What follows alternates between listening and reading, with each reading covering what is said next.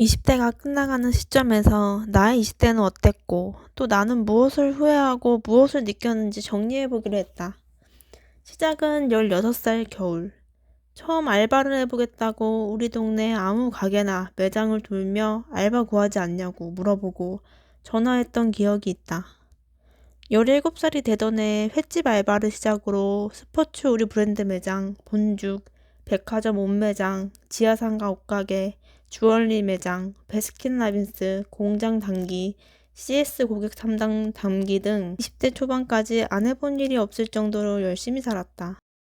18살 때 검정고시로 높은 성적으로 졸업했음에도 은연중에 면접을 보거나 또 같이 일하는 언니들, 손님들한테서 나를 불량하고 무식한 사람으로 바라보고 있구나를 느끼는 순간들이 있었다. 나는 내가 똑똑하고 성실한 사람이라는 것을 잘 알기에 은연중 느껴지는 사회의 시선들이 너무 억울했다. 그것을 증명하기 위해선 대학 졸업장이 필요했다. 합격서를 봐서 대학 졸업 학위를 취득한 뒤 한 국공립대학교로 편입했다. 그동안 서비스직에 있으면서 겪었던 비상식적이고 물상식한 언행을 하는 사람들에 질려버려서 22살부터는 교육 쪽 아이들을 가르치는 일로 빠졌다. 오전으로 모든 수업을 몰아놓고 오후가 되면 학원으로 가서 수업하고 퇴근하고 집에 오면 10시. 내 시간이 어딨겠나. 성격상 성적이 바닥치는 꼴은 또 못 보기에 틈틈이 중간중간에 시험 공부와 과제, 논문을 준비하며 학점 B플로 그렇게 대학을 졸업했다. 남들은 다 가지고 있는 평범한 대학 학위가 나에게는 미친 개고생을 해서 얻은 대학 졸업장이었다.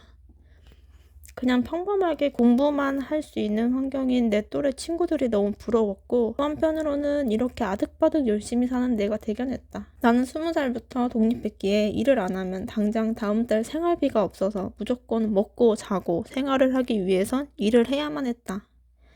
이때까지만 해도 나는 이렇게 열심히 사는 사람이니까 나는 꼭 성공할 거라는 자기 확신이 있었다. 대학 졸업할 때쯤 나의 이력은 대학 4년제 학위, 토익 965점, 학원 강사 경력 약 5년, 틈틈이 코로나 때는 블로그와 온라인 셀러로 사업도 해보며 생계를 유지하였고, 그렇게 다양한 경험을 해본 20대 중반이 되어 있었다. 내가 대학을 나온 이유는 오로지 무시받지 않기 위해서였다. 좋은 직장에 취직하기 위해서가 아니었다. 조직 생활, 사람들 속에서 정치, 위계질서 등 이런 직장인 하면 떠오르는 키워드들이 나를 너무 옥죄어왔고 나에게는 너무 부정적으로 다가왔고 나의 성향과는 너무나도 맞지 않았다. 나는 누가 시키는 일을 하는 것보다 혼자 조용히 내가 주체적으로 내가 하고 싶은 일을 열심히 하는 프리랜서나 내 사업체를 꾸리는 게 더 나와 잘 어울리겠다고 느꼈다. 어쩌겠나. 나도 남들처럼 둥글둥글하고 무던한 성향을 가지고 태어나서 평범하게 자라서 안정적인 직장 생활을 하면 좋겠지만 나는 그런 사람이 아니라 이런 사람인 것을 나라도 내 자신을 잘 이해해주고 보듬어주고 내 스스로에게 맞는 길을 찾아줘야지라고 생각했다. 하지만 사업이든 뭐든 하려면 돈이 있어야 했다. 그때 우연히 유튜브로 여자도 지게차로 월 800을 번다는 내용을 봤고 그렇게 대학 졸업 후 나는 호주로 떠났다.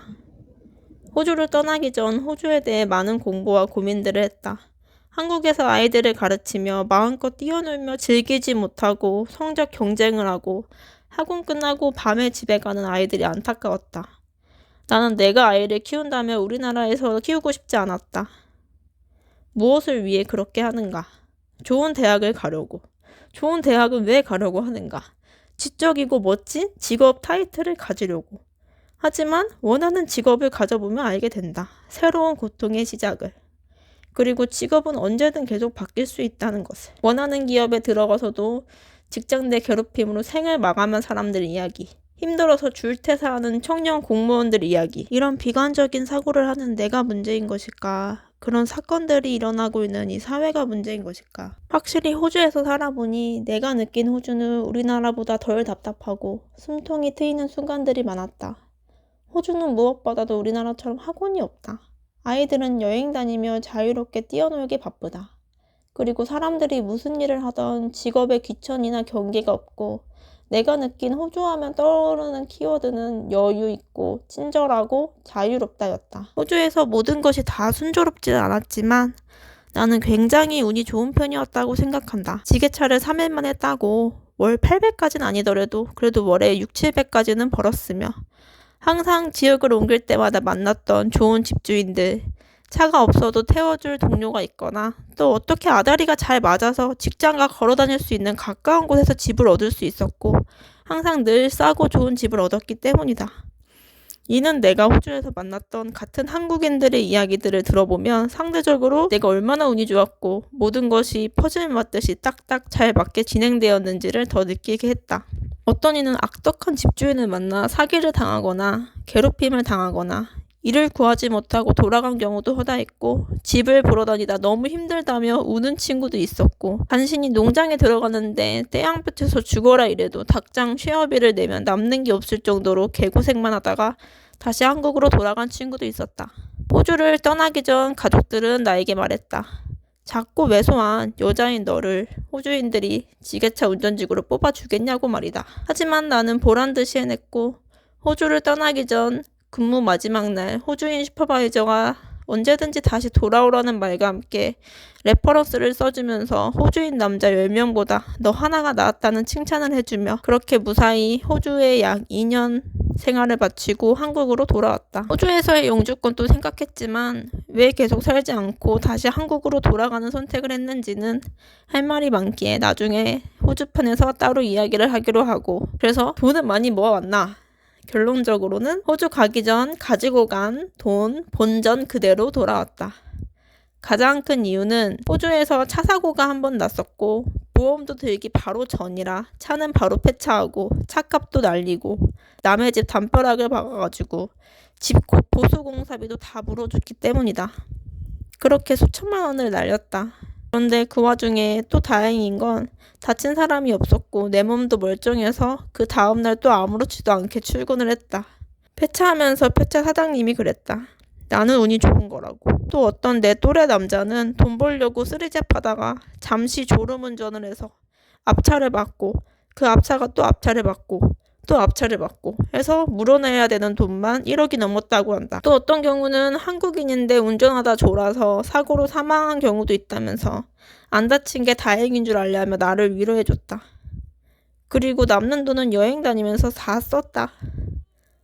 인생이 참 계획한 대로 내 맘대로 순탄하게 흘러가면 그게 어디 인생인가. 그렇게 한국으로 돌아온 나는 현 시점 20대 끝자락에서 아무것도 이룬 것 없고 다양하고 무모한 경험만 많은 학자금 대출비, 전세자금 대출 빚에 돈도 없고 취직을 해야 하는 주옥 같은 상황이 된 것이다. 내가 생각했던 20대의 마지막은 이게 분명 아니었는데 요즘 면접을 보러 다니면서 참 청년 취업난이 심각하다는 것을 다시 한번 느낀다. 한 중소기업 학년 무관인 곳에 면접을 보러 갔는데 같이 면접 본 다른 후보자들이 미국 석사 졸업이거나 해외 명문대 졸업생 등 고스펙자들이 많아서 또 한 번 놀랬다. 그들도 내가 여기 가려고 이렇게 공부했나 싶을 것이다. 여기까지가 내 찬란했던 20대이다. 이렇게 정리해보면서 느낀점과 후회하는 점들을 정리해보려고 한다. 1번, 돈을 무조건 모아라. 나는 10대 후반부터 개같이 일했는데 지금 돈이 없다. 그렇다. 흥청망청 써댔기 때문이다. 어렸을 때 먹고 싶은 걸 먹지 못했던 기억이 있어서 내가 이렇게 열심히 하는데 이것도 못 먹어? 하는 보상심리와 돈이 없던 결핍이 심해서 돈을 벌면 다 쓰고 사치가 너무 심했다. 다시 돌아가면 월급의 50%는 무조건 저금할 거다. 2번, 인생은 90%의 고통과 10%의 행복으로 구성된다. 찰리 채플린은 인생은 가까이서 보면 비극이고 멀리서 보면 희극이라는 말을 했다.